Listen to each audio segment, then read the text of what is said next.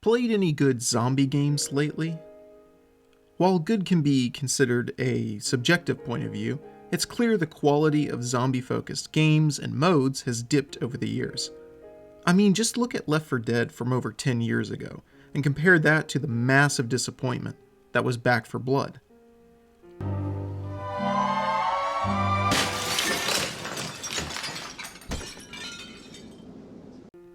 Please just let me forget. Oh, please let me forget. No matter where you look, the zombie genre has hit a down point in gaming's greater ecosystem. The most recent Call of Duty Vanguard had its zombie mode release as one of the most unanimously disliked modes in recent memory.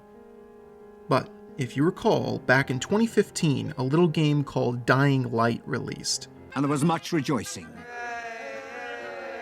And that game gave me hope that there were still good ideas out there.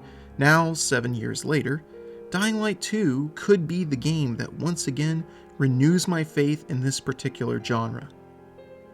Over the years, I've played just about every type of zombie game. I've spent time with Dead Island, Dead Rising, State of Decay, Resident Evil, COD Zombies, Left 4 Dead, Dying Light, games like Days Gone, and just about everything else you can imagine. So, as the industry has reached a pivotal juncture within this genre, I'm left waiting with bated breath to see whether Dying Light 2 can turn the tide of mediocrity.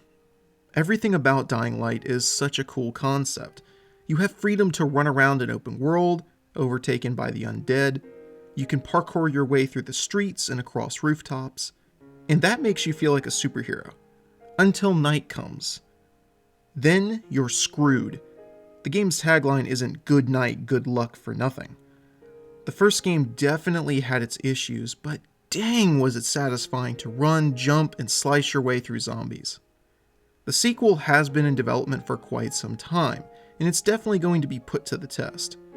One of many complaints that the first Dying Light game faced was that the game's story was very standard.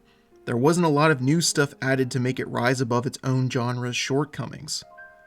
Because, let's be honest, most zombie games aren't known for their narrative strengths.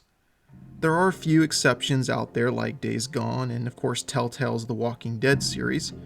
And let's not forget, The Last of Us would also fall into this category. Still, beyond a handful, the genre as a whole suffers from poor storytelling. Despite this, Techland, Dying Light's development studio, wants to push the boundaries of Dying Light's strengths and have committed to making the narrative of Dying Light 2 one of its key elements. They've brought in multiple different writers from various places and studios in order to realize an ambitious narrative. They want Dying Light 2 to be seen not just as a zombie parkour game, but more importantly as an open world RPG story. I don't think that this is impossible, but this is certainly a high bar to reach for.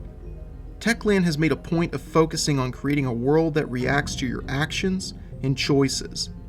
This is a bold strategy, which may result in Dying Light 2 crafting something really special.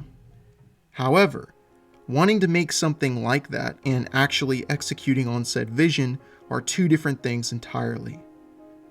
As it stands now, the zombie subgenre of games has slowly fallen out of its golden era. After making some positive additions to the COD Zombies franchise with the likes of Cold War Zombies, Vanguard threw whatever progress COD had made and tossed it into a dumpster. Left 4 Dead was, and still is, considered one of the all-time greats, but its spiritual successor, Back 4 Blood, is nothing short of an insult to the original's legacy. Zombie games aren't going anywhere, but their spiritual death is all but certain, unless one game can rise above the others and pull this subgenre off life support.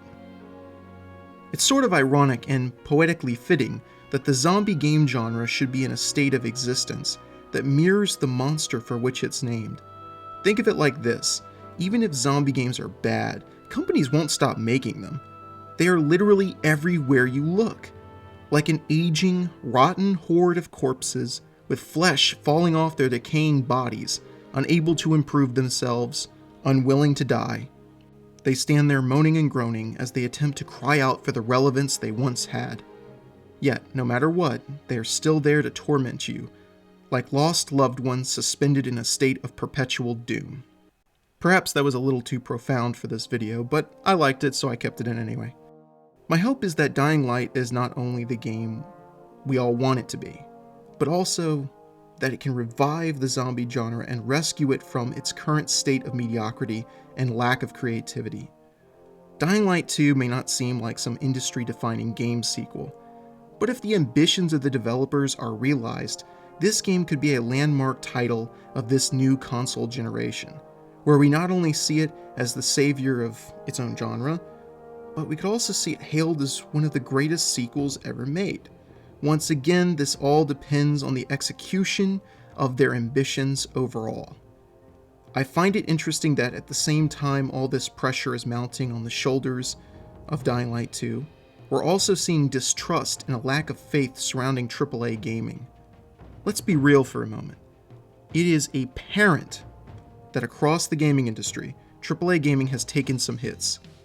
We're seeing the gaming landscape change from what we once knew. Year in and year out, more and more of the classic AAA IPs are being gutted, exploited, and releasing in underwhelming or otherwise broken states. It's depressing and has become a trend that is slowly withering away at the industry as a whole. So, Dying Light 2 is in many ways the first big AAA title releasing this year. It has the ability to prove that AAA titles can still release in a good state and as what we remember them being. This game is just around the corner, and it remains to be seen if it can renew my faith in both zombie games as well as the future of AAA gaming. I guess I'll just have to take the leap and see if it breaks my fall. Alright guys, thank you all for watching. If you enjoyed the video, I ask that you would consider hitting the like button, subscribing, clicking the bell for notifications so you don't miss out on any new videos as soon as they drop. Thanks again for your time, and have yourself a great day.